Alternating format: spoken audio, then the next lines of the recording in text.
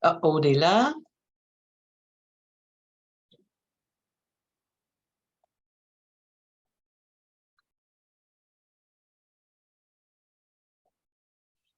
Bonjour, Aude. Bonjour. On va juste faire un petit test micro. Bonjour. Est-ce que vous avez par hasard des casques d'écoute avec micro? Ah, je peux demander. Il y a peut-être quelqu'un qui en a un Mais, côté. C'est mais mieux? c'est bon. Non, mais c'est mieux, mais c'est correct. C'était juste au cas où c'était proche. Ok. Bon, bah super. Euh, alors, il y a 2 personnes dans la salle d'attente, fait qu'il n'y a pas beaucoup de personnes participantes, mais on va commencer et comme on se dit, on va faire un échange et un dialogue et ce sera rediffusé par la suite aussi. En cas de besoin. Donc, Aude, juste pour dire donc de se garder en sourdine quand vous ne parlez pas. Et l'ordre, donc, vous allez parler en deuxième, après Blaise. Ça marche? Super. Fait qu'on va commencer, on va laisser rentrer. Après ça, Patrick, je vais te laisser admettre les gens, c'est bon?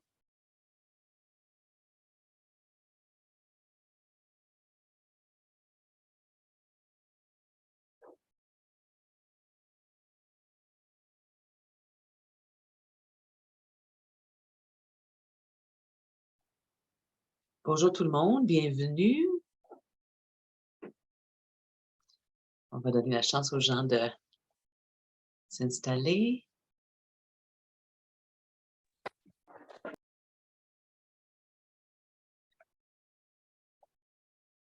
Donc, bonjour et bienvenue à cet atelier médias sociaux à l'heure de la désinformation. Je me présente, je suis Nancy Burroughs, je suis chargée de programme en éducation à la citoyenneté mondiale à l'ACOSI, qui est l'Association québécoise des organismes de coopération internationale, et je serai l'animatrice de cet échange cet après-midi sur les médias sociaux à l'heure de la désinformation. Et la description de la conversation que nous allons avoir pendant 1 heure, c'est à l'heure où les médias sociaux font partie intégrante de la vie, la désinformation prend de plus en plus de place, et quel que soit le domaine. Les récents événements dans le monde en sont le parfait exemple. Donc, nous avons avec nous des panélistes qui luttent ou qui enseignent sur les dangers de ce phénomène et qui vont discuter de ce sujet et nous éclairer sur les façons de lutter contre ce fléau. Et nous allons regarder différents angles durant les présentations, désinformation et vie privée, le anti-fake news ou fausses nouvelles, le complotisme, la régulation. Et pour ce faire, nous avons 4 personnes ressources invitées avec nous. Je vais vous les présenter rapidement et après ça, chaque personne va prendre une dizaine de minutes pour partager ses réflexions sur l'angle choisi. Et nous allons pouvoir à la fin avoir une période de discussion, d'échange de questions entre panélistes et si les personnes participantes ont des questions à poser et tout ça, et nous terminerons dans 1 heure. Donc, rapidement, vous voyez sur le site web du symposium, vous pouvez trouver les notes biographiques détaillées des personnes ressources. Pour commencer, nous avons Nzongo Blaise Pascal, qui est psychologue de la communication et des médias, formateur et consultant en éducation aux médias et l'information, qui a fondé l'Association camerounaise d'éducation aux médias, qui fait partie d'un groupe d'experts de l'Alliance de l'UNESCO pour l'éducation des médias et l'information sur les questions de désinformation et vie privée. Et il coordonne aussi des projets de jumelage des initiatives francophones de l'OIF dans la lutte contre la désinformation. Sa présentation sera suivie par une présentation de Aude Favre, qui est journaliste d'investigation et auteur de documentaires qui lutte contre la désinformation de masse à travers sa chaîne YouTube What the Fake, en tout cas WT Fake, et a créé une rédaction citoyenne anti-fake news. Elle préside l'association Fake Off et co-réalisatrice d'un documentaire sur le business de la désinformation intitulé Fake News Machine Afrique. Ensuite, il y a Marie-Ève Carignan, qui est professeure agréée au département de communication de l'Université de Sherbrooke au Québec, qui se concentre entre autres sur l'analyse de contenu médiatique, l'impact des médias en société, la communication de risques et de crise, ainsi que les stratégies de communication. Et aussi, elle fait de la recherche sur les stratégies de communication des acteurs de santé publique, ainsi que les impacts de la désinformation, la montée de la pensée complotiste et l'efficience des outils de prévention dans le contexte de la pandémie actuelle de la COVID-19. Et finalement, il y a Romain Badouard, qui est maître de conférence à l'Institut français de presse, Université Paris-Panthéon-Assas, et chercheur au Centre d'analyse et de recherche interdisciplinaire sur les médias, qui a, entre autres, récemment publié les nouvelles lois du web, modération et censure aux éditions du Seuil. Donc, comme vous voyez, nous allons voir une belle brochette et les personnes ressources nous viennent du Cameroun, de la France et du Québec. Alors, sans plus tarder, je vais inviter Blaise de lancer la balle avec sa présentation. Merci beaucoup, Nancy, pour cette présentation, cette brève introduction. Merci à tout le monde qui est présent, aux panélistes, à ceux qui nous suivent. Nancy m'a déjà très bien présenté. Je suis Blaise Pascal Andjongo, je suis camerounais, je vis au Cameroun et je travaille sur les questions de désinformation au Cameroun. Pour ceux qui connaissent le Cameroun ou qui ne le connaissent pas, le Cameroun, c'est en Afrique centrale. Et c'est un pays qui, depuis quelques années, est sujet à beaucoup de crises, beaucoup plus de crises sécuritaires dans les régions du Nord et aussi dans les régions du Nord-Ouest, du Sud-Ouest. Ce qui, de façon qui amène ou qui a poussé à une flambée de désinformation. Et c'est pour ça que depuis 2016-2017, nous avons créé notre association, l'Association camerounaise d'éducation aux médias.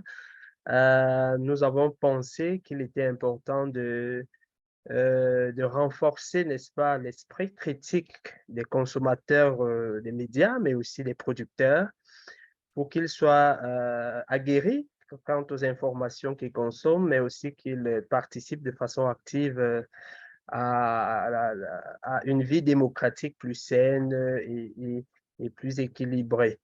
Dans notre association, le travail que nous avons mené déjà depuis 2017, c'est de former les jeunes, de former les leaders d'associations, former les enseignants à la manipulation des outils, au développement de l'esprit critique, à la protection de la vie privée, parce que c'est quelque chose d'assez important, à l'analyse critique des informations qu'ils reçoivent à travers de plus en plus les réseaux sociaux.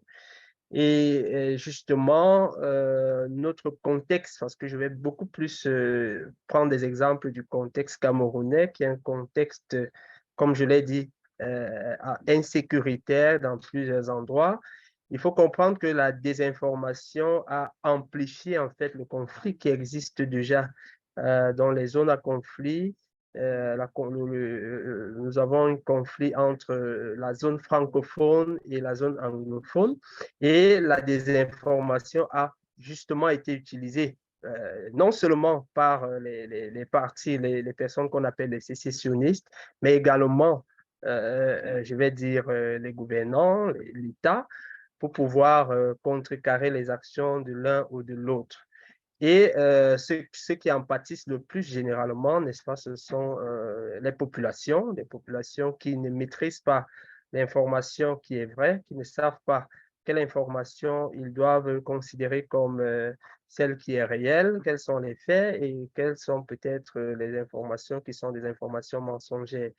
Et dans ce sillage, nous avons pensé qu'il serait important véritablement de renforcer cet esprit critique pour réduire en fait le conflit. Et comme je l'ai dit, la désinformation, peut-être s'il faudrait revenir sur cette notion, c'est déjà, n'est-ce pas, ces informations qui sont manipulées, qui sont détournées de leur contexte et généralement dans une intention de nuire. On peut aussi distinguer la désinformation de la mésinformation, c'est-à-dire le fait pour des gens de partager des fausses informations sans véritablement avoir l'intention de nuire, et aussi de la malinformation qui est, n'est-ce pas, ce partage d'informations qui peut être vrai, mais dans l'intention de détruire une personne.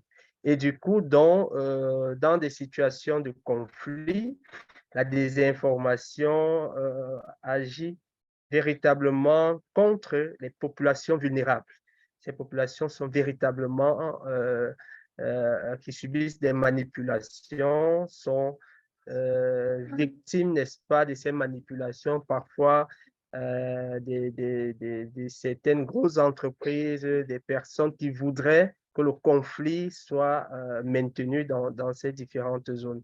Donc, lorsqu'on comprend donc la désinformation telle qu'elle est définie, vise justement à manipuler une information, à parfois même la fabriquer de toutes pièces, peut-être on va parler des fake news tout à l'heure, et de l'envoyer sur les réseaux sociaux pour qu'elle soit diffusée à une très grande ampleur, c'est-à-dire qu'elle ait des proportions vraiment démesurées dans sa diffusion.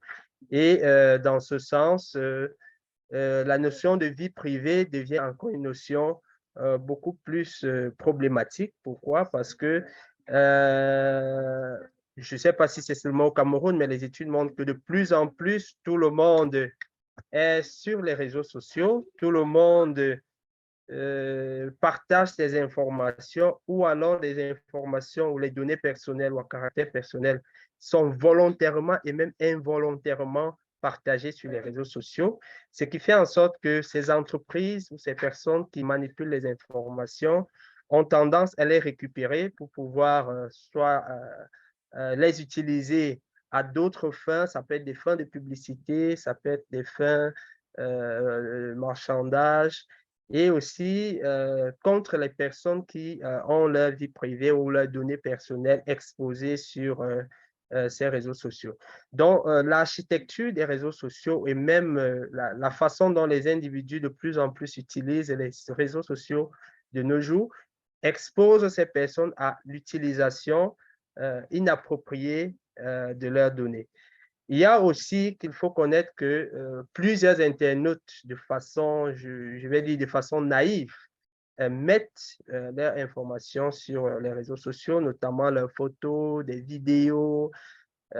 D'autres vont jusqu'à présenter même leur intimité.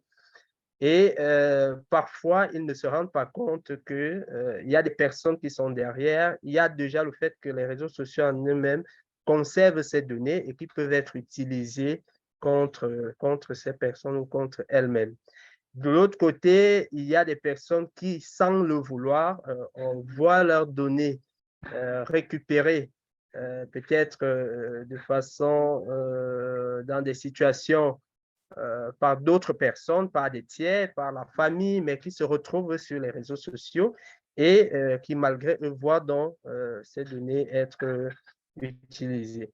Donc, lorsque on parle donc de manipulation, de désinformation sur les questions de vie privée, c'est beaucoup plus dans les domaines de la politique. Simplement pourquoi? Parce que c'est dans la politique qu'on va retrouver un ensemble de la définition de une sorte de bataille entre des candidats qui voudraient accéder à un poste ou à un poste électif ou bien à un poste présidentiel.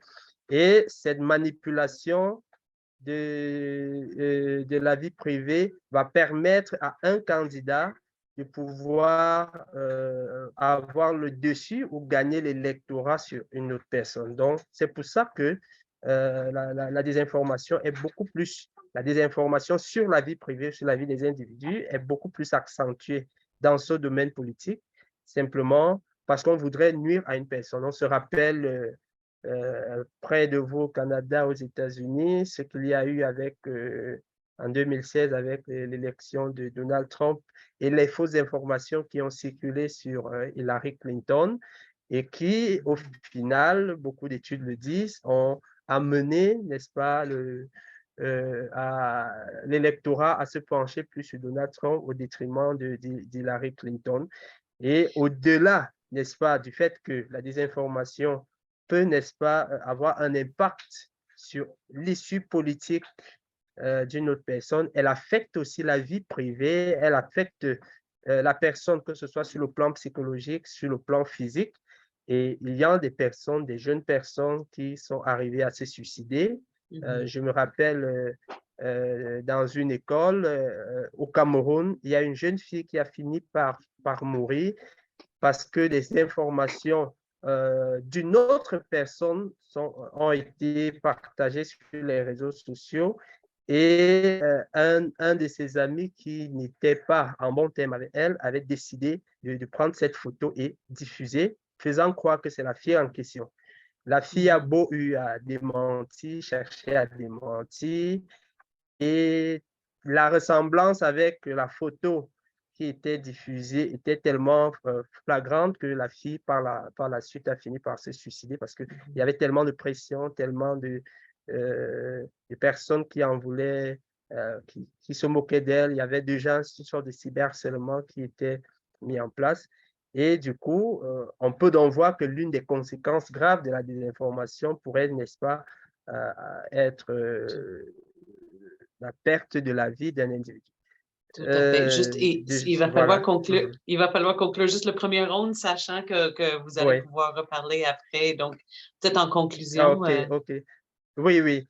Je voudrais peut-être, c'était déjà ça, parler de ces conséquences pour montrer que la désinformation, telle qu'elle apparaît dans les réseaux sociaux, aura du mal, puisque les réseaux sociaux eux-mêmes, dans leur structuration, confortent les individus ou bien présents dans le fil d'actualité, utilisent les algorithmes pour pouvoir augmenter, n'est-ce pas, ce type d'informations, c'est-à-dire des informations sensationnelles, des informations émotionnelles qui vont être partagées un grand nombre de fois et avoir un impact sur la vie des individus. Je vais d'abord m'arrêter là. Merci. Merci beaucoup, Blaise, de ce portrait de quelques-unes des conséquences, effectivement, au niveau personnel, au niveau politique, de la désinformation et l'utilisation des médias sociaux. Je vais inviter Aude à prendre la parole, qui va, entre autres, parler de toute la question de la désinformation et le fake news ou les fausses nouvelles. Aude. Bonsoir à tous, vous m'entendez? Oui. Ouais, ok, super. Je suis ravie d'être là déjà, donc merci beaucoup, vraiment. Je trouve ça hyper intéressant, votre témoignage, Blaise.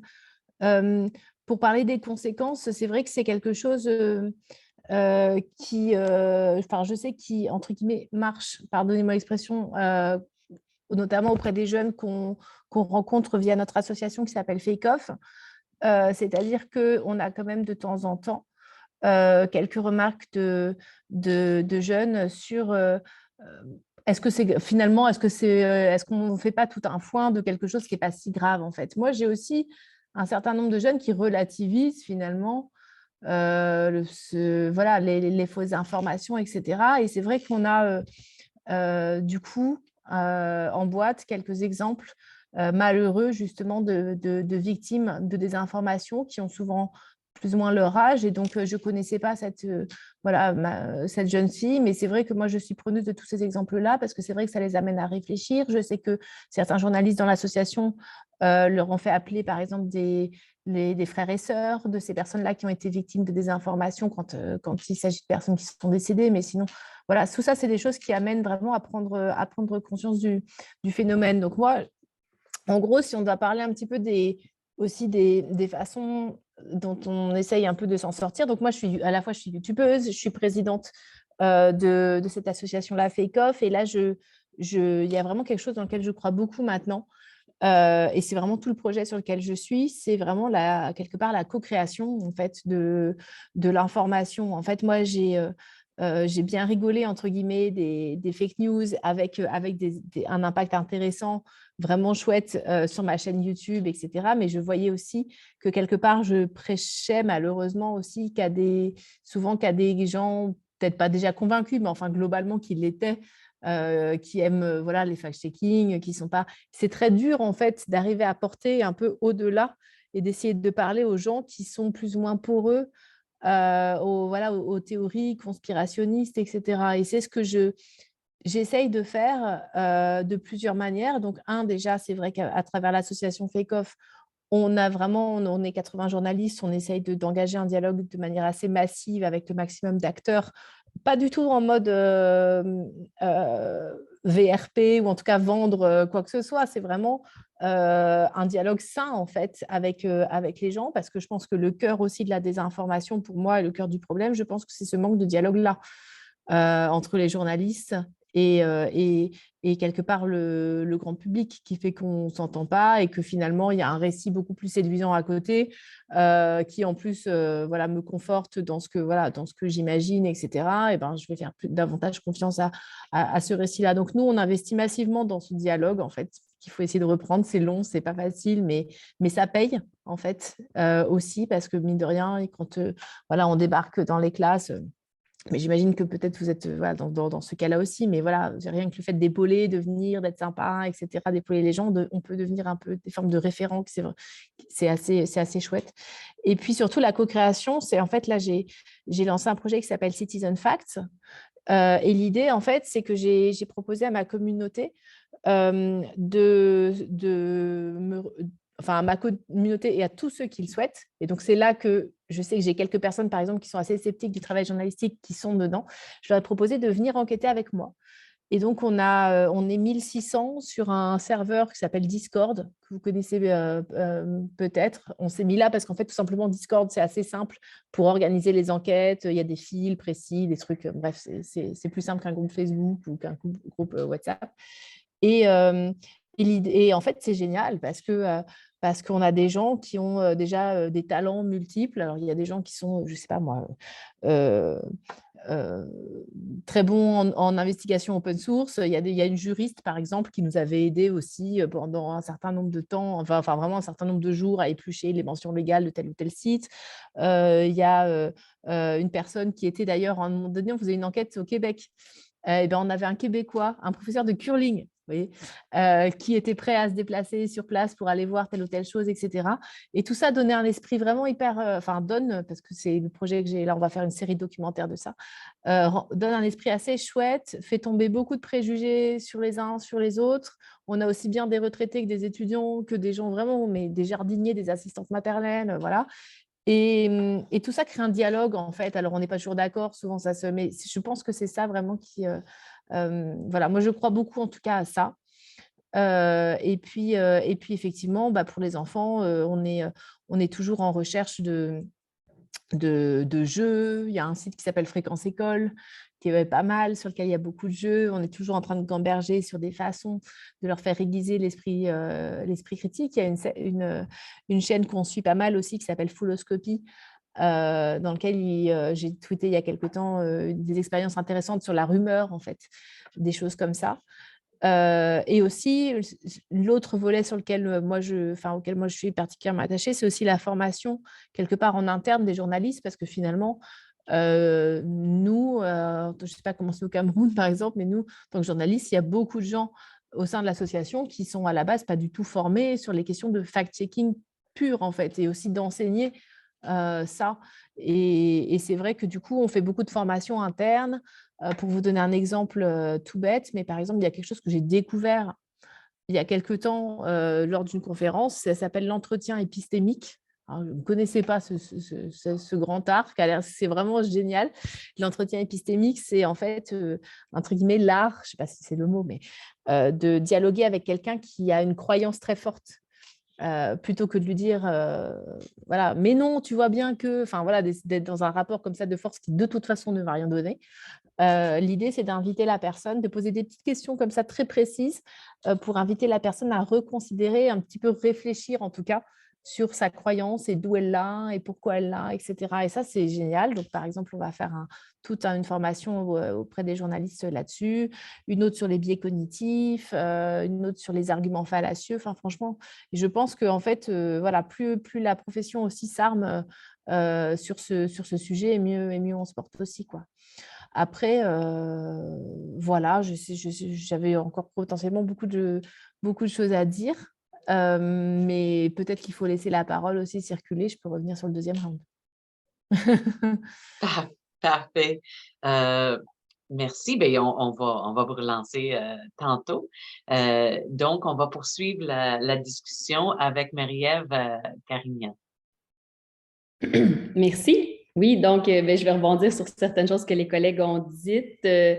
Notamment, moi, je vais me parler plus spécifiquement d'un des objets sur lesquels je travaille beaucoup depuis quelques années. Bon, les dernières années ont fait en sorte que le travail sur ce sujet-là s'est accéléré aussi. Donc, je travaille sur le conspirationnisme en particulier. On a un livre qui va sortir le 2 novembre au Québec et en mars en Europe sur le conspirationnisme, justement, qui s'appelle « Mon frère est complotiste, rétablir le dialogue et le lien social ». Et l'idée, c'est justement de penser aux solutions puis essayer de vulgariser un peu le phénomène. Donc, on travaille sur ce sujet-là avec différents collègues, notamment de la chaire UNESCO en prévention de la radicalisation et de l'extrémisme violent, dont je suis co-titulaire depuis quelques années déjà. Et j'aime rappeler justement qu'on travaille depuis quelques années déjà parce que, bon, c'est un phénomène qui n'est pas nouveau, le conspirationnisme, qui existe depuis la nuit des temps. Il y a des complots avérés, mais il y a aussi l'idée qu'on voit des complots partout et donc c'est assez différent de penser que potentiellement un complot peut survenir versus avoir une pensée conspirationniste où on a l'impression que la réponse à tout ce qui nous entoure puis tout ce qui fait problème, c'est qu'on nous cache des choses puis que finalement on conspire contre nous. Et souvent, quand on est dans une pensée très structurée conspirationniste, ça implique un nombre d'acteurs assez fou qui là semble complètement irréaliste. Mais ce genre de pensée-là, existait avant l'arrivée des réseaux sociaux numériques, il ne faut pas se leurrer. Par contre, les réseaux sociaux ont cette facilité à diffuser ce genre de pensée-là, donc à la rendre plus accessible à tous et même par les algorithmes, à encore plus là, faciliter l'accès et à faire en sorte que des gens qui n'ont même pas cherché ça au départ tombent dans des récits qui sont parfois très captivants, très attrayants. Il y a beaucoup de trames de livres, de films, de récits de culture populaire qui sont tout à fait dans cette vague-là conspirationniste et qui donne envie d'y croire parce que ça rejoint déjà notre culture propre. Donc, ce n'est pas nouveau. C'est facilité par les réseaux sociaux numériques, mais il y a quand même eu des événements dernièrement qui ont contribué à cette augmentation-là du conspirationnisme. On peut penser notamment, souvent, là, différents collègues avec qui je travaille, avec qui on a collaboré aussi pour le livre qui sort bientôt. Donc, on a interrogé différents chercheurs qui travaillent sur ce sujet-là également. Et plusieurs nous mentionnent notamment l'élection de Donald Trump aux États-Unis comme un moment assez particulier puisque, Donald Trump est arrivé et est devenu un peu cette espèce de figure de contester tout ce qui est légitime, l'autorité en place, le pouvoir politique, même si pourtant il est issu d'une famille assez privilégiée, il se présentait quand même comme quelqu'un qui est à contre-courant, à contre-système. Et donc, c'était déjà cette première manifestation-là, selon différents chercheurs, de vouloir un peu confronter le système puis avoir l'impression qu'il y a un dysfonctionnement du système. Puis on sait qu'il a émergé avec l'élection de Trump, toute cette théorie liée à la conspiration de QAnon potentiellement, donc l'idée qu'il y aurait un État profond pédosatanique qui contrôlerait les États-Unis, mais tranquillement qui s'est diffusé à l'ensemble du monde. Mais est arrivé le moment de la pandémie où là, vraiment, on a comme eu un effet, disons, grand public, ou mes collègues peut-être européens diraient mainstream du conspirationnisme, sans toujours nécessairement bien le comprendre non plus. Mais il y a quand même une diffusion plus large de l'idée qu'on est dans un contexte où le conspirationnisme est omniprésent, ce qui est à la fois vrai et faux. Beaucoup de conspirations ou de théories conspirationnistes qui sont apparues avec la COVID existaient déjà avant la COVID, mais ont été réadaptées à la sauce COVID. Donc, des thèses sur l'origine de virus comme l'Ebola ou le SIDA sont réapparues dans le contexte de la COVID, mais c'est vraiment peut-être la rapidité de diffusion de ces thèses-là sur l'origine du vaccin, sur un complot derrière qui impliquerait des grands pouvoirs politiques, économiques, pharmaceutiques, des intérêts cachés. La vitesse de circulation de ces thèses-là a fait en sorte que beaucoup de gens y ont été exposés plus rapidement et ont peut-être adhéré plus rapidement aussi que des thèses sur d'autres sujets. Donc, parce que les gens étaient confinés, très présents sur les réseaux sociaux numériques, très inquiets aussi de leur santé puis de celle de leurs proches, parfois aussi de leurs revenus. Donc, ça les faisait chercher des réponses. Et à un moment où, justement, tout à l'heure, Aude parlait des journalistes, on avait peu de réponses de la part des journalistes parce que c'était un nouveau virus. On cherchait encore à comprendre son origine, à avoir un peu de données scientifiques sur comment le combattre. Et donc, c'était beaucoup plus intéressant et attractif pour certaines personnes que d'avoir accès à des thèses alternatives. Ce qui fait en sorte, où je voulais en venir d'abord, c'est que mon équipe travaillait depuis quelques années sur le conspirationnisme et on se faisait dire parfois que c'était un sujet un peu marginal et un peu étrange comme sujet de travail. Et avec la pandémie, on ne s'est plus du tout fait dire ça. Quoique parfois, le conspirationniste est devenu aussi une espèce de fourre-tout, où on l'a vu notamment là, chez nous, ça a parfois été utilisé aussi, disons, plus ou moins bon escient par les politiques qui pouvaient justifier certaines décisions en disant, bon, ceux qui contestent ces décisions-là, c'est les conspirationnistes, on le sait bien, en ne sachant pas nécessairement à chaque fois de quoi on parle quand on parle de conspirationnisme, ni toujours en expliquant, il y a une différence entre se poser des questions légitimes sur une gestion de crise comme celle de la COVID-19, des mesures sanitaires qui ne sont pas toujours justifiées et qui combinent des décisions de santé publique et des décisions politiques, versus vraiment du conspirationniste qui pense qu'on est dans un contexte où il n'y a pas de pandémie, où il y a une pandémie organisée. Je vois le temps filer rapidement, donc justement, je veux juste parler peut-être de 2 points là, pour compléter mon intervention, puis je pourrais revenir sur d'autres parce que moi aussi, je pourrais parler très longtemps. En fait, souvent, je parle très longtemps de ce sujet-là, mais peut-être juste dire d'abord sur les facteurs d'adhésion, je pense que pour moi, c'est important de vous parler un peu des facteurs d'adhésion, puis ensuite des risques sociaux du conspirationnisme, puis ce qui fait en sorte notamment qu'on écrit un livre grand public là-dessus sur les solutions potentielles à cette problématique-là. Les facteurs d'adhésion, je voulais juste dire, on a tendance vraiment à beaucoup évoquer des facteurs sociodémographiques. Donc, différentes études se contredisent, mais beaucoup d'études vont dire que les hommes adhèrent plus en général aux thèses conspirationnistes que les femmes, quoique ça dépend des thèses, qui est beaucoup plus liée à la médecine alternative, aux sciences naturelles, à ce qu'on appelle la conspiritualité, donc un peu mélange de bien-être et complotisme. On le voit plus du côté féminin. C'est pas faux. Mais c'est une très grande généralisation de dire que plus d'hommes que de femmes croient parce que ça dépend beaucoup des thèses puis du moment. La même chose de penser que c'est des gens qui sont moins éduqués qui adhèrent. C'est vrai qu'en général, les recherches, les données montrent qu'il y a une certaine tendance à avoir une population qui est un peu moins fortunée puis qui a peut-être un moins haut niveau d'études qui adhère. Peut-être que justement le cheminement universitaire aide à former un esprit critique puis à nous rendre plus critiques face aux thèses conspirationnistes, à mieux comprendre aussi l'importance du débat social et de la politique, mais ce serait faux de penser que c'est seulement lié au niveau d'éducation. D'ailleurs, on a des leaders conspirationnistes très influents à la fois au Canada, mais en France ou en Europe aussi, en Belgique, ailleurs, parce que dans la francophonie, ce qu'on voit, c'est que les leaders se promènent. Donc, les leaders qui sont influents au Canada francophone le sont dans l'Europe francophone, notamment. Je ne peux pas parler pour l'Afrique, je suis désolée, Blaise, parce que je ne connais pas la situation en Afrique tellement sur le côté du conspirationnisme. Quoique j'ai un projet là-bas, mais un peu loin de ça. Et donc, voilà, on voit vraiment que les leaders sont éduqués, ils se promènent partout. Maintenant, ce qui fait adhérer beaucoup, c'est une grande méfiance dans le système. Donc, ce qu'on voit, c'est tout à l'heure, on parlait de la confiance avec les journalistes. Quand on connaît quelqu'un puis qui est sympathique, on disait, si on va dans les écoles, là, cette personne-là est sympathique, ça établit de la confiance. Mais c'est ce que nos données nous montrent aussi. On voit tranquillement que des gens ont vraiment une grande méfiance pour l'inconnu, puis ça amène cette adhésion-là au conspirationnisme aussi. Si je me sens étranger de ce qui m'entoure, étranger du milieu politique, étranger du milieu économique, étranger de la science, des journalistes, bien, ça accélère une méfiance qui fait en sorte que j'adhère à des idées qui sont parfois partagées par des gens avec qui je me sens plus proche. Et on le voit vraiment, il y a eu cette montée-là d'un discours anti-médias, anti-journalistes, très méfiant à l'égard de tout ce qui est source d'information officielle, donc qu'elle soit gouvernementale ou scientifique, lié à ce fait que les gens se sentent un peu éloignés du système.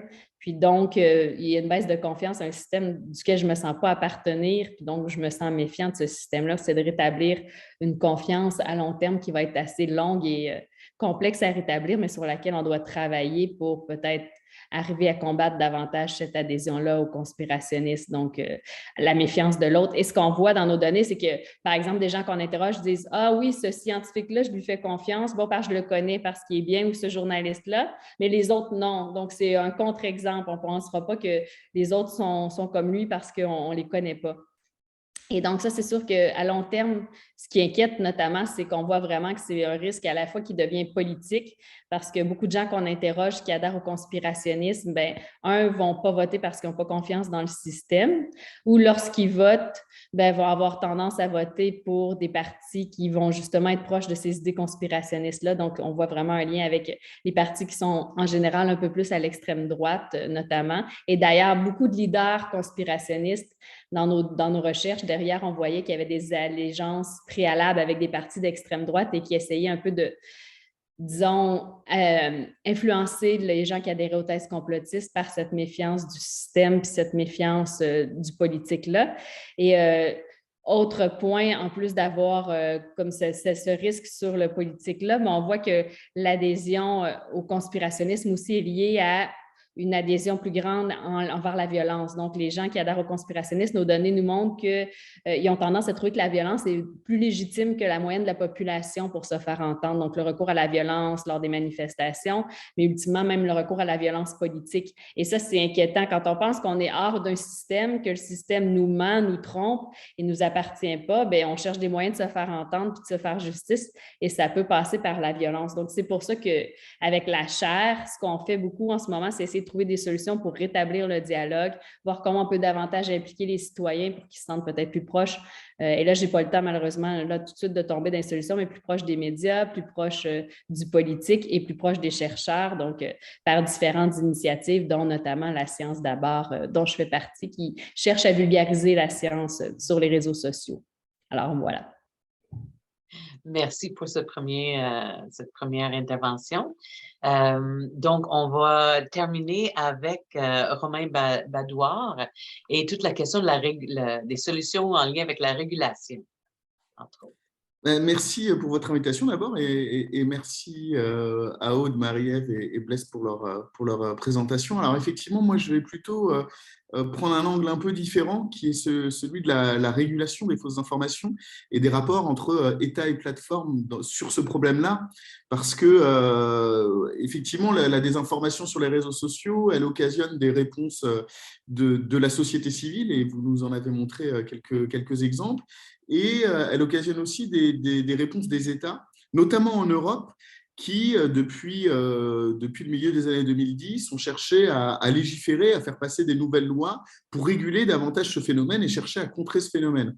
En France, on a notamment une loi sur les manipulations d'informations, il y a une loi de régulation des réseaux sociaux en Allemagne qui a été votée en 2016, il y en a une en préparation au Royaume-Uni, la loi Online Safety. Et puis, à l'échelle européenne, il y a le Digital Services Act qui s'attaque en partie à ces enjeux. Et donc, ces lois, elles sont très diverses. Elles sont aussi ancrées dans des contextes culturels particuliers.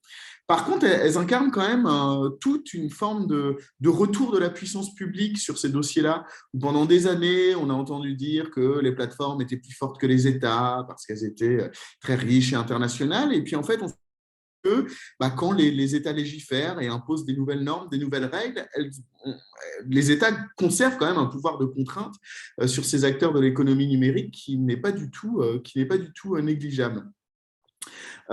Et donc, généralement, ces lois, en fait, elles comprennent deux volets, même si chacune est très spécifique.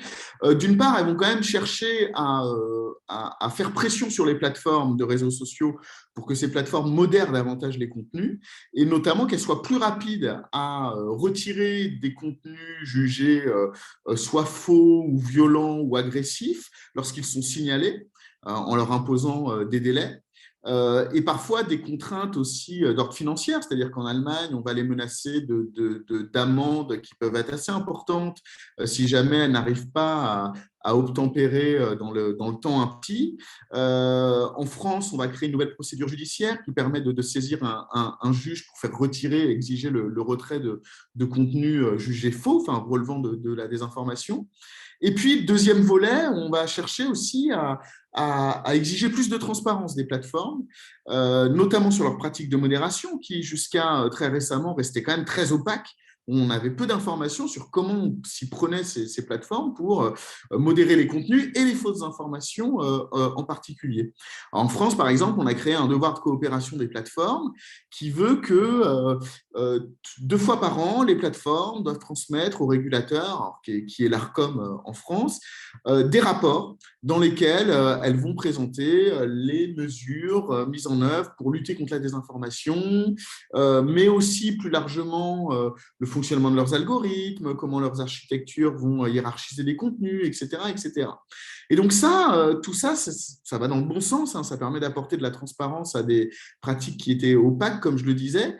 Pour autant, la régulation par la transparence, elle a aussi ses limites parce qu'elle offre une opportunité d'opacité stratégique, que le terme il est de Kate Crawford et Mike Anani, qui sont des chercheurs états-uniens sur la question, où en gros, exiger des plateformes des rapports de transparence, c'est une bonne chose, mais ça nous place, nous les chercheurs, les observateurs et les régulateurs, dans une situation de dépendance par rapport à ces plateformes, c'est-à-dire que quelque part, on est obligé de croire ce qu'elles nous disent par les rapports qu'elles transmettent. Et donc, opacité stratégique, parce que ça leur permet d'être transparentes sur les sujets sur lesquels elles ont envie d'être transparents et aussi de permettre de conserver des données masquées, si on veut. Et par rapport à cette problématique, le Digital Services Act, qui a été mis en place par la Commission européenne à la fin de l'année 2020, préconise, lui, de mettre en place des audits pour les très grandes plateformes. Donc, l'idée que des agences de data mining ou de fouilles de données ou autres puissent auditer les serveurs des plateformes afin de certifier que les données qui sont transmises aux régulateurs correspondent bien à ce qu'on peut observer sur les plateformes.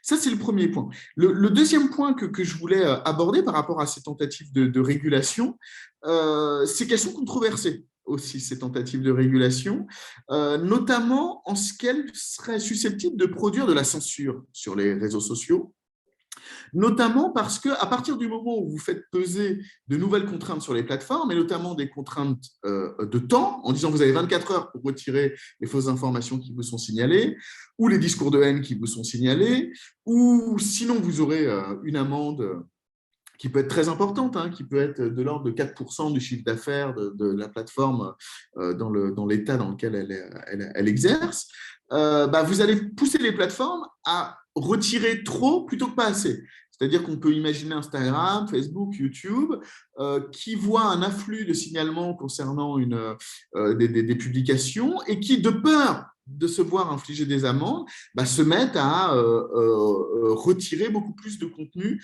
que ce qu'ils auraient dû faire, et donc et par ce biais aussi retirer des contenus qui étaient légitimes et qui n'auraient pas dû être retirés. Alors, on a différentes évaluations sur cette question-là. En Allemagne, par exemple, qui montrent que en fait, cette crainte, elle n'est pas si avérée que ça. En fait, on n'observe pas vraiment de forme de surcensure de la part des plateformes. Et puis surtout, les plateformes ce problème, et pour éviter d'être accusés de censure abusive, ont mis en place des procédures d'appel. C'est-à-dire, elles reconnaissent le fait qu'elles vont se mettre à modérer davantage et elles disent à leurs usagers, si vous jugez avoir été victime d'une censure abusive, vous pouvez faire appel. Ça veut dire que votre publication va être réévaluée par un autre modérateur, il va faire l'objet, et s'il s'avère qu'on s'est trompé, on va republier la publication en question. Et ce qui est intéressant, quand on fouille un petit peu les rapports de transparence justement des grandes plateformes, moi c'est ce que j'ai fait pour Facebook et YouTube, on s'aperçoit que en fait, ces procédures d'appel découlent assez souvent sur la republication des contenus. Moi, dans ce que j'ai pu observer pour Facebook et YouTube, c'est que en moyenne, entre 20 et 30% des procédures d'appel découlent sur une republication, ce qui montre que effectivement, cette crainte de surcensure, elle est avérée, parce qu'il y a quand même entre un cinquième et un tiers des contenus, en gros, qui sont retirés des plateformes alors qu'ils mériteraient d'y rester. Et ça, en fait, ce problème de modération, de surcensure, il est lié à un phénomène très important sur les plateformes, qui est l'automatisation de la modération. C'est-à-dire que face à ces enjeux qui débordent complètement les plateformes, il y a tellement de contenu à modérer que même en embauchant des milliers de modérateurs, ils ne seraient pas capables de faire face à cet afflux de publications. Eh bien, les plateformes vont parier sur l'intelligence artificielle pour repérer automatiquement des contenus et les retirer automatiquement des plateformes, sachant que l'intelligence artificielle va être très performante pour réguler certains types de contenus, la nudité par exemple, le spam, d'autres types de contenus. Par contre, pour ce qui relève de la désinformation ou des discours de haine, c'est beaucoup plus problématique parce que, évidemment, ce qui fait qu'un contenu va être haineux ou va relever de la désinformation est moins lié au contenu lui-même que au contexte dans lequel il est proféré. On sait bien que la désinformation, il y a des mensonges qui sont tout de suite identifiables, qui sont manifestement mensongers, pour reprendre les termes de la loi française, justement. Mais il y a aussi beaucoup de désinformations qui vont être dans un entre-deux, dans une zone grise, où on va décontextualiser une information dans le mensonge pur et parfait, si je puis dire. Et donc, du coup, à partir du moment où les créateurs de fausses informations jouent dans cette zone grise, parier sur l'intelligence artificielle pour modérer, ça va créer justement ces phénomènes de surcensure, notamment par le biais, pendant la crise sanitaire, où par exemple, sur YouTube, la modération est passée en automatisation complète. Et on a vu que pendant cette période, les demandes d'appel ont été multipliées par 2 également. Et puis le troisième point… Il va falloir conclure rapidement le troisième point. Oui, parce que… En 1 minute. Oui, troisième point, ce qui était de dire que, étant donné que les plateformes ne veulent pas être accusées de surcensure, elles vont avoir tendance à déléguer le jugement à des acteurs tiers. Par exemple, Facebook va créer des partenariats justement autour de son fact-checking programme, autour de journalistes qui travaillent dans les rédactions et qui vont avoir cette légitimité professionnelle de pouvoir trancher si une information doit être fausse ou pas. Et qui va permettre justement aux plateformes de déléguer à des acteurs tiers.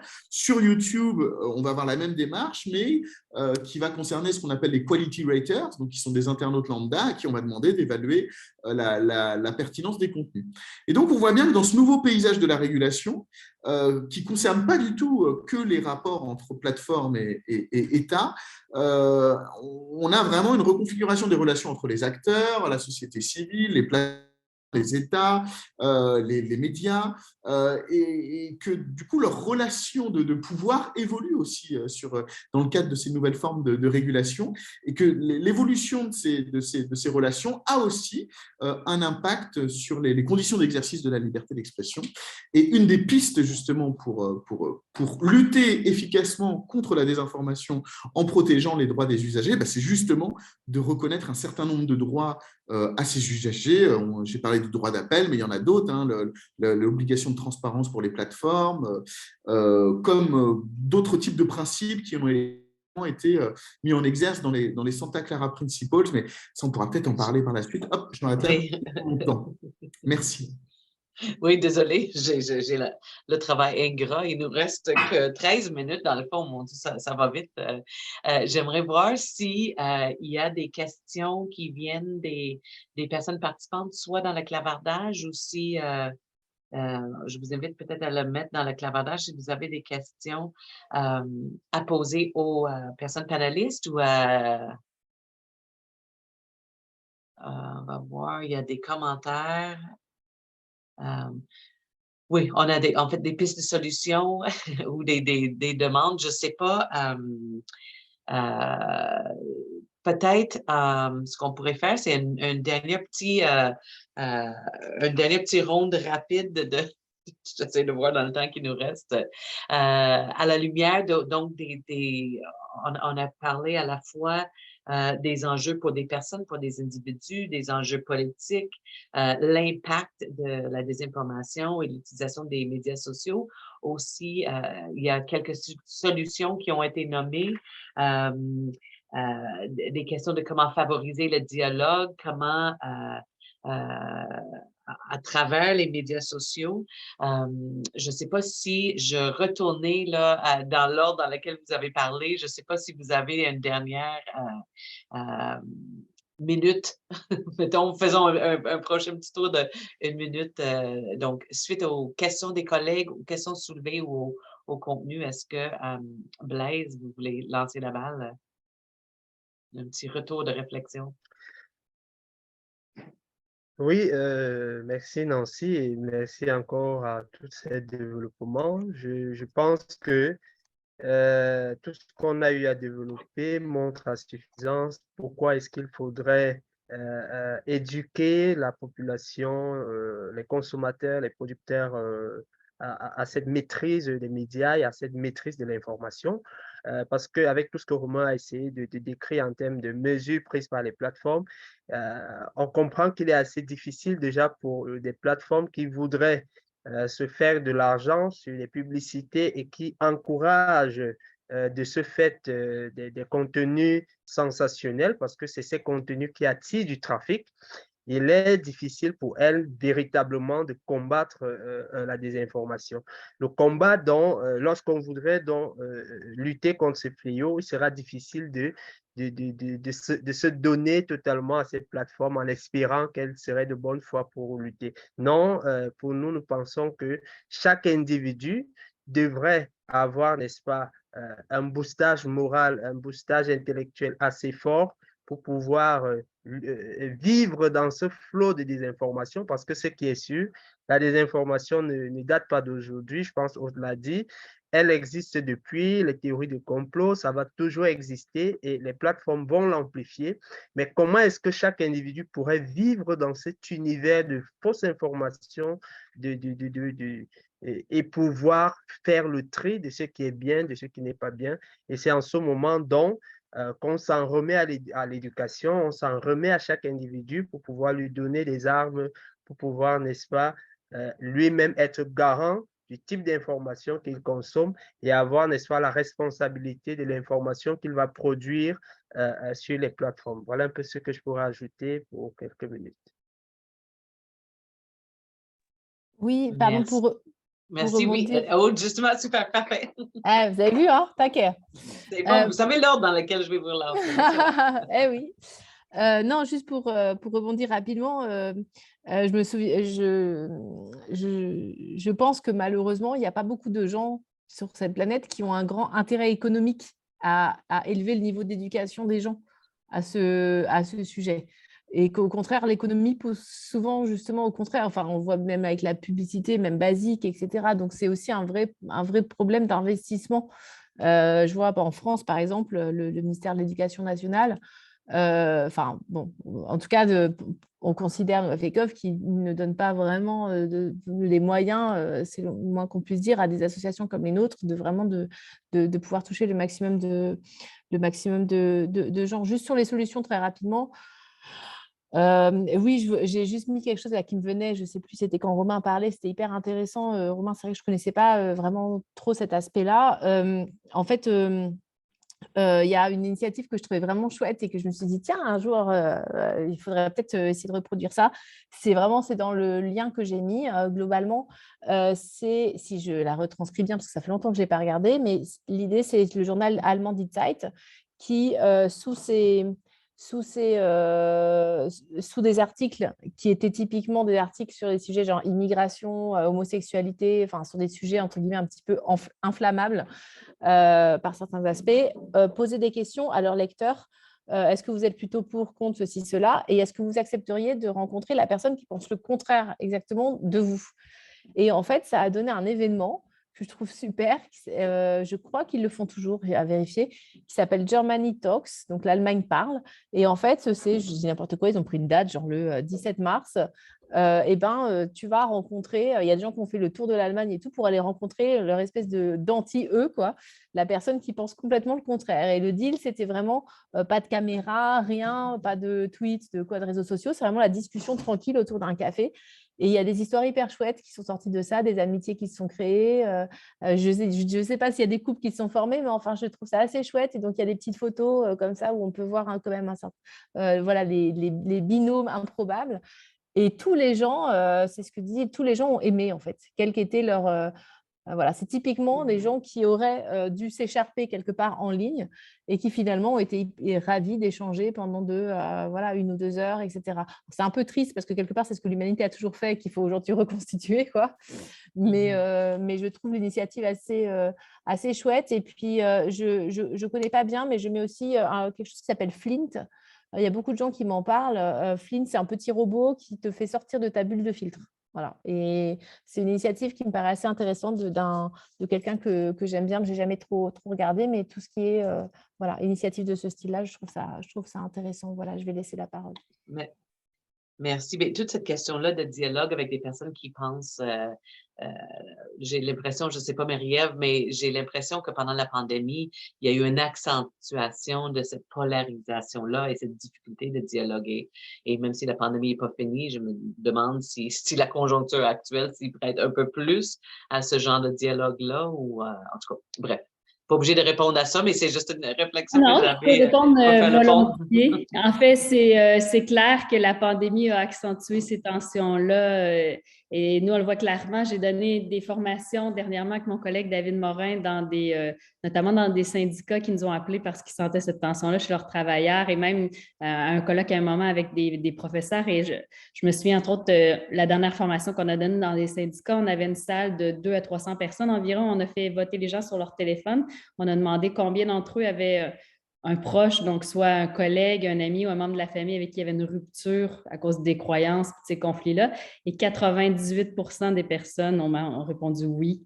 Donc, c'est un chiffre hallucinant. Bon, évidemment, ce n'est pas scientifique, là, c'est sur une salle, mais ça donne une idée de l'ampleur de cette problématique-là où tout le monde dans leur entourage a quelqu'un qui s'est un peu déchiré par ses croyances. Durant la pandémie? C'était durant la question? Non, c'était après la pandémie parce que c'est assez récent, mais Okay. évidemment, je pense que ça réfère beaucoup à la pandémie. Je crois que l'abaissement des mesures sanitaires a allégé un peu le climat, mais il reste ces tensions-là qui sont encore présentes et palpables et qui montrent qu'il y a des problèmes sur lesquels il faut s'attarder. Je pense que d'avoir des discussions publiques comme celle d'aujourd'hui, de voir qu'il y a des collègues qui travaillent sur des initiatives et de la recherche comme nous, c'est toujours encourageant et c'est une bonne nouvelle. Mais ce n'est pas tout. Oui, je suis d'accord avec ce que Blaise, Aude ont évoqué, il faut investir dans l'éducation. On le voit pour outiller les gens à mieux comprendre le fonctionnement des plateformes, les algorithmes, d'où vient l'information, comment choisir une information, pas à quoi il faut se fier, mais comment on décide à quoi on doit se fier. Mais ce n'est pas suffisant. Nous, ce qu'on voit, c'est que beaucoup de gens qui adhèrent au conspirationnisme ou à la désinformation aussi, c'est beaucoup des gens qui sont 18-55 ans, donc des gens qui ne sont plus dans le milieu scolaire, il faut les rejoindre ailleurs. Alors forcément, il faut investir le terrain, justement, aller dans les milieux de travail, dans les milieux de pratique pour essayer de trouver des solutions basées sur comment au moins essayer de rétablir un consensus, de trouver des valeurs communes. Dans notre livre, c'est un peu ce qu'on prône. Bon, pas le dialogue à tout prix. Quand nous-mêmes, le dialogue nous met dans une situation où on est inconfortable, il faut parfois s'extraire. Mais quand c'est quelqu'un à qui on tient, bien, trouver des façons de garder au moins un minimum de relations sur des points positifs. Donc, ça, c'est vraiment important. Puis, peut-être redonner confiance dans le système en impliquant davantage les citoyens pour trouver des solutions, pour participer aux politiques. Des journalistes, dernièrement, me disaient, nous, on a vraiment un problème aussi parce qu'on représente une certaine élite. Donc, comment on peut impliquer davantage les gens dans la nouvelle, leur expliquer, leur vulgariser notre processus de travail pour que ce soit plus transparent. Puis c'est la même chose du côté de la science. Je peux le mettre moi aussi en discussion, mais je fais partie du comité directeur d'une initiative qui s'appelle La science d'abord, qui n'est pas parfaite. On teste des choses, mais on essaye de vulgariser des consensus scientifiques par des infographies très simples pour qu'elles puissent facilement se partager. Puis peut-être comme ça, au moins, contrer ce qu'on voit comme des informations qui circulent par de la bonne information qui circule. Donc, c'est le genre d'initiative qu'au moins on essaie de mettre en place parce qu'il faut essayer des choses et je ne veux pas voler le dernier temps à Romain, donc je lui laisse la parole. Merci beaucoup. Romain, réflexe. Oui, allez-y. Ouais, moi, je vous écoute avec attention. Là, je récupère toutes les infos partagées par Aude dans le chat. Bah, merci d'ailleurs pour tout ça. Je ne sais pas quoi ajouter de plus. Effectivement, par rapport à ce que disait Blaise sur la question de la publicité, ça c'est un enjeu essentiel. Aude, elle a travaillé dessus aussi, sur comment le marché publicitaire influence cette désinformation et aussi le design des plateformes, c'est-à-dire la conception technique des plateformes qui est au service de ce projet publicitaire et qui crée un environnement de débat et d'information qui se révèle en fait toxique, mais évidemment parce qu'il s'agit de protéger ce modèle économique, on ne va pas faire les réformes nécessaires. Donc ça, par contre, la publicité, le design, tout ça, ça reste quand même en dehors de tous ces plans de régulation dont je parlais tout à l'heure, et c'est bien dommage. Et comme le disait Aude aussi, sur les questions d'éducation à l'information, mais aussi d'éducation au débat, au final, on n'a pas des moyens qui sont assez suffisants, en tout cas en France, je ne sais pas comment ça se passe ailleurs, mais c'est pour ça que toutes ces initiatives que vous mentionnez au Québec ou en Allemagne ou en France sur tout ce qui est d'éducation populaire, c'est vraiment des choses qui sont très précieuses. Et puis par rapport à ce que disait Marie-Ève tout à l'heure sur les profils aussi sociologique de ceux qui adhèrent au complotisme, le facteur défiance, il est primordial, et que voilà, tout l'enjeu, c'est comment on recrée du dialogue avec des gens qui sont défiants envers les médias, les institutions publiques et intellectuelles. Ça, c'est quand même un grand enjeu qui s'annonce compliqué pour les années à venir, quoi. Merci beaucoup. Wow. Vraiment beaucoup de contenu et je vois toutes les choses filer. Malheureusement, l'heure tire à sa fin.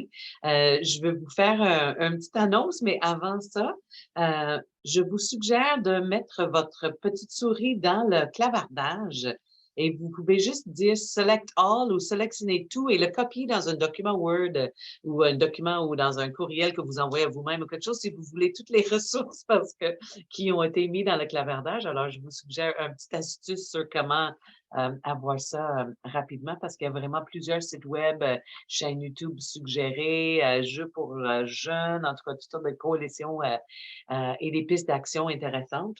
Je ne tenterai pas de faire une synthèse des discussions, mais j'aimerais remercier Blaise, Aude, Marie-Ève et Romain pour vos contributions. Je trouve que c'était très riche en termes de contenu et de réflexion pour la suite des choses. Donc, on va essayer de voir comment, à notre mesure, on pourrait contribuer aux solutions et à faire partager les nouvelles des différentes solutions potentielles. Avant de officiellement clore l'atelier, je veux vous annoncer qu'il y a un happy hour dans 3 langues qui va avoir lieu dans 2 heures. Donc, c'est-à-dire 17 heures, heure de Montréal, 18 heures, heure du Chili, 23 heures, si vous voulez, si vous êtes des couche-tard, 23 heures, l'heure de la France. Blaise, je ne sais pas exactement, en tout cas, c'est quelle heure, autour de 23 heures. En tout cas, bref, dans 2 heures. Vous êtes invité, vous avez juste à aller sur le site web du symposium et vous inscrire. Et je crois, je ne sais pas si Gina ou d'autres peuvent donner un petit mot sur c'est quoi cette activité-là, mais je crois, ou Patrick, je pense que c'est une activité un peu de réseautage informel en 3 langues. Patrick? C'est un peu pour faire le bilan de la journée, en fait. Donc, en français, en anglais, en espagnol, vous avez juste à vous inscrire sur le site directement à la langue qui correspond. Ouais. Super. Donc, merci aux panélistes, merci aux personnes qui ont assisté, soit par Zoom, soit par Facebook Live. Et nous poursuivons de cogiter et d'agir contre la désinformation à toutes sortes de niveaux. Alors, merci beaucoup. Merci, au revoir. Merci. Merci. Prenez soin de vous. Merci Nancy, bisous. Bye bye. Embrasse fort. Au revoir.